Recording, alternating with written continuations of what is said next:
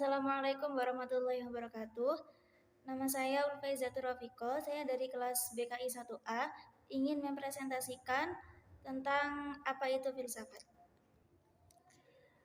Setelah saya membaca buku tentang filsafat ilmu karangan Bapak Bambang Subahri, saya memahami pengertian filsafat, yakni filsafat secara etimologi berasal dari dua suku kata bahasa Yunani, yakni Philia dan Sophia. Philia tersendiri memiliki arti cinta, sedangkan Sophia memiliki arti kebijaksanaan. Kemudian filsafat dalam segi terminologi. Filsafat dalam segi terminologi memiliki beberapa definisi, di antaranya 1. Pitagoras. Menurut Pitagoras, filsafat adalah cinta dan kebijaksanaan. Yang kedua dari Socrates, filsafat adalah suatu peninjauan diri yang bersifat reflektif atau perenungan terhadap asas-asas kehidupan. Kemudian dari Plato sendiri, filsafat adalah ilmu yang mencoba untuk mencapai pengetahuan tentang kebenaran yang sesungguhnya. Yang ketiga, Menurut Plato, filsafat adalah ilmu yang mencoba untuk mencapai pengetahuan tentang kebenaran yang sesungguhnya. Kemudian yang keempat, Aristoteles, filsafat adalah ilmu pengetahuan yang meliputi kebenaran yang ada di dalamnya ilmu metafisika, retorika, logika, etika, ekonomi, politik, dan estetika. Kemudian dari Al-Kindi, filsafat adalah pengetahuan tentang hakikat segala sesuatu dalam batas-batas kemampuan manusia. Kemudian dari Al-Farabi, filsafat adalah ilmu yang menyelidiki hakikat yang kebenaran dari segala sesuatu yang ada atau al-maujudat. Kemudian yang kedua, sejarah singkat perkembangan filsafat. Dahulu kala, bangsa Yunani telah meletakkan batu sejarah pertama bagi dunia pengetahuan, yakni dengan berakarnya pola berpikir di dunia barat yang berasal dari pra-Socrates sekitar abad ke-6 sebelum Masehi. Tradisi ini dikenal dengan pemikiran filsafat barat. Tradisi berpikir bangsa Yunani dahulu berawal dari pertanyaan tentang dari mana datangnya alam ini, bagaimana kejadiannya, dan kemana tujuannya. Kemudian, pertanyaan semacam inilah yang selalu menjadi pertanyaan di kalangan pemikir pra-Socrates, sehingga tidak heran kemudian mereka disebut dengan filsafat alam karena perhatiannya yang begitu besar kepada alam dan seisinya. Konsep berpikir filsafat pada waktu itu diawali oleh Thales atas ramalannya tentang terjadinya gerhana matahari pada tahun 585 sebelum Masehi. Namun dalam sebagai redaksi mengatakan juga bahwa filsafat telah digunakan pada tahun 480 sampai 540 sebelum Masehi oleh Heraklitos. Dalam redaksi lain juga menyatakan bahwa filsafat juga digunakan oleh Pitagoras pada tahun 500 sampai 580 sebelum Masehi. Kemudian, sejarah filsafat pada dunia barat juga dikemukakan oleh Socrates pada tahun 399 sampai 469 sebelum Masehi. Nah, Socrates sendiri ini termasuk tokoh yang merupakan figur paling penting dalam filosofis barat. Karena apa? Socrates merupakan generasi pertama dari 3 ahli filsafat besar dari Yunani, selain Plato dan Aristoteles. Socrates ini juga merupakan guru Plato, kemudian Plato mengajar Aristoteles. Filsafat barat dapat diklasifikasikan menjadi 3 era. Pertama, era filsafat klasik, kedua era filsafat abad pertengahan, dan ketiga era filsafat modern. Yang pertama, era filsafat klasik mengatakan bahwa ajaran filsuf Yunani yang berasal dari beberapa murid Socrates, yakni Plato yang mendirikan Akademi Platonis, kemudian murid Plato, Aristoteles yang mendirikan sekolah Peripatetik. Topik-topik penting lain yang dibahas oleh bangsa Yunani ialah metafisika, kosmologi, sifat kehidupan yang baik, kemungkinan pengetahuan, dan sifat akal budi. Kemudian yang kedua ada era filsafat pada abad pertengahan. Era filsafat ini terjadi sekitar abad ke-5 sampai 16. Era filsafat abad pertengahan ini adalah periode setelah jatuhnya Kekaisaran Romawi Barat, kemudian didominasi oleh bangkitnya kekristenisasi sehingga mencerminkan perhatian pada teologis. Kemudian era filsafat modern. Era filsafat modern dikenal juga dengan periode Renaissance, abad pembaruan yang lebih fokus pada peningkatan pemikiran klasik Yunani Romawi sehingga berpengaruh pada nilai-nilai kemanusiaan yang kuat atau humanisme. Masa ini merupakan masa penyempurnaan ilmu pengetahuan pada bidang seni, sains, dan teknologi. Kemudian, pada era ini juga adanya penemuan dalam bidang perbintangan oleh Copernicus dan Galileo yang menjadi dasar atas munculnya astronomi modern yang merupakan titik balik pemikiran ilmu filsafat. Kemudian, bagi perkembangan ilmu pengetahuan di Indonesia, filsafat juga merupakan awal dari bangkitnya kaum santri yang mendobrak tabir-tabir metafisik sebagai ilmu-ilmu ilmiah yang belum pernah terpecahkan dengan mengungkap rahasia-rahasia Al-Quran. Itu tadi merupakan review dari bab 1 tentang pengertian filsafat, kemudian selanjutnya review dari bab 2 tentang mencari kebenaran.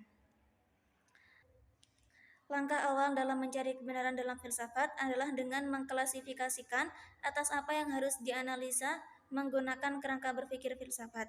Hal demikian merupakan langkah dasar yang harus dipahami bagi kaum akademis yang memprioritaskan dirinya untuk selalu menambah pengetahuan untuk mendapat kebenaran yang hakiki. Dari setiap kajian objek yang menjadi bahan analisa, kemudian kita uji berdasarkan tujuan filsafat dengan melihat apakah kajian objek itu sudah masuk akal atau logika, kemudian sudah masuk kepada nilai keindahan atau estetika, dan yang terakhir apakah kebenaran ini sudah tidak melanggar nilai dan kebiasaan yang telah disepakati bersama dalam masyarakat atau yang biasa kita sebut dengan etika. Kemudian dalam bab ini kita akan mengetahui objek filsafat, tujuan filsafat, dan hakikat kebenaran filsafat. Objek filsafat terbagi menjadi 3, yakni ada manusia, Tuhan, dan alam. Yang pertama manusia. Manusia menjadi objek filsafat yang pertama karena manusialah satu-satunya makhluk di muka bumi ini yang memiliki kemampuan berpikir dan tidak dimiliki makhluk-makhluk lain ciptaan Tuhan. Kemudian yang kedua ada alam atau kosmologi. Alam sebagai objek filsafat yang dimaksud adalah segala sesuatu yang dapat dilihat dengan menggunakan panca indera. Alam dalam hal ini bisa diartikan sebagai semesta dan isinya, seperti hewan, tumbuhan, dan segala jenis makhluk hidup. Kemudian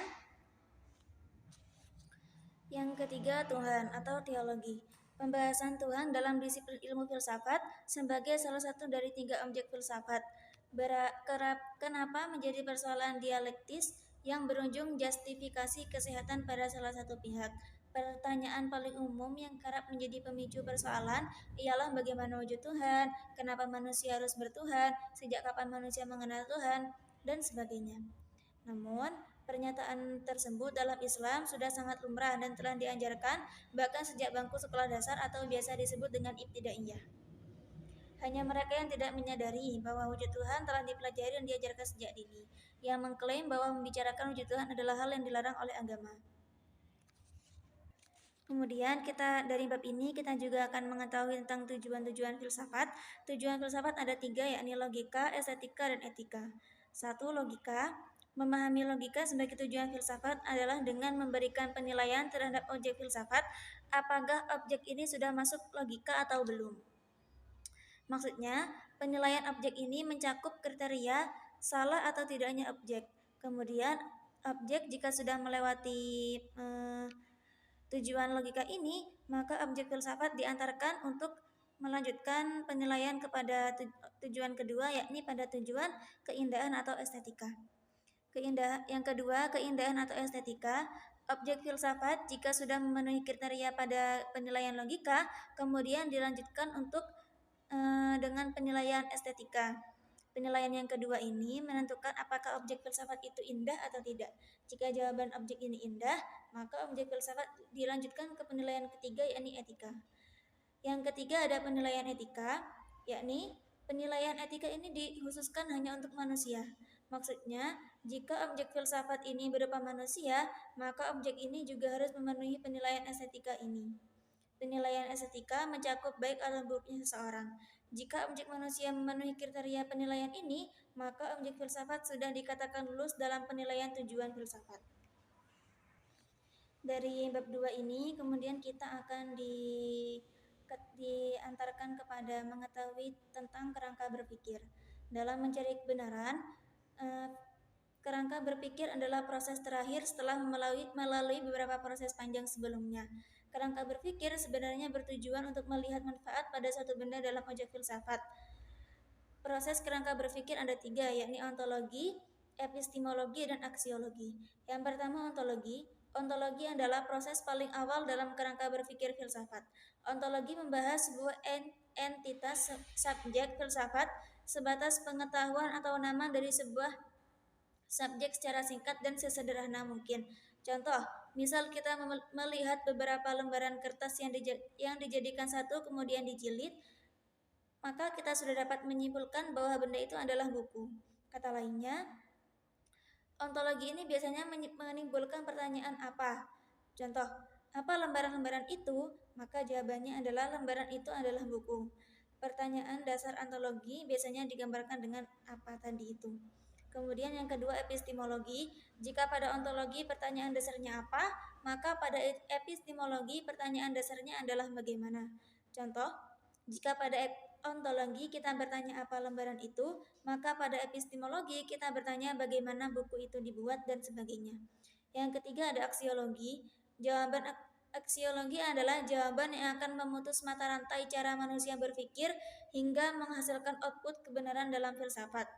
Aksiologi adalah sebuah konsepsi yang akan menghubungkan ketiga objek filsafat tersebut hingga memberikan kemaslahatan pada suatu objek sebagai subjek, yaitu manusia yang merupakan ciptaan paling sempurna yang pernah ada di muka bumi ini. Dari bab 2 ini kita juga akan mengetahui tentang hakikat kebenaran. Yang pertama, kebenaran koherensi. Konsepsi kebenaran dengan multiperspektif. Satu tujuan ini disebut dengan kebenaran koherensi. Pada mulanya, kebenaran koherensi digagas oleh Plato pada tahun 347 sampai 427 sebelum Masehi dan Aristoteles pada tahun 322 sampai 384 sebelum Masehi mengembangkan teori koherensi berdasarkan pola pemikiran yang dipergunakan dalam menyusun ilmu ukurnya. Ilmu koherensi secara definisi terkenal sederhana, namun pada prakteknya, kebenaran koherensi mengalami banyak kendala bagi seseorang yang memahami dengan kebenaran ini dengan setengah-setengah. Yang kedua ada kebenaran korespondensi. Konsepsi kebenaran yang selanjutnya adalah kebenaran korespondensi yang dikembangkan oleh Bertrand Russell 1872 sampai 1970.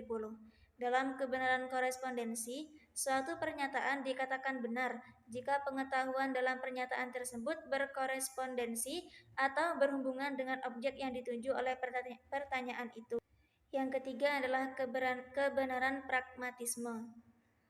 Kebenaran pragmatisme ini dicetus oleh Charles S. Peirce pada tahun 1839 sampai 1914 dalam makalahnya yang diterbitkan tahun 1878 yang berjudul How to Make Our Ideas Clear. Kemudian konsep ini dikembangkan oleh para filsuf Amerika, di antaranya William James, John Dewey, dan George Herbert Mead. Kebenaran pragmatisme diartikan sebagai kebenaran yang bersifat fungsional dalam kehidupan praktis. Suatu pertanyaan kebenaran jika pernyataan tersebut memiliki konsekuensi dari pernyataan itu dan mempunyai kegunaan praktis dalam kehidupan manusia. Kebenaran pragmatisme dalam dunia akademik kerap dijumpai dalam penelitian kuantitatif pada uji validasi dan reliabilitas yang wajib dilakukan sebelum melakukan uji pengaruh pada variabel X. Mungkin cukup sekian review buku yang dapat saya sampaikan. Kurang lebihnya mohon maaf. Wassalamualaikum warahmatullahi wabarakatuh.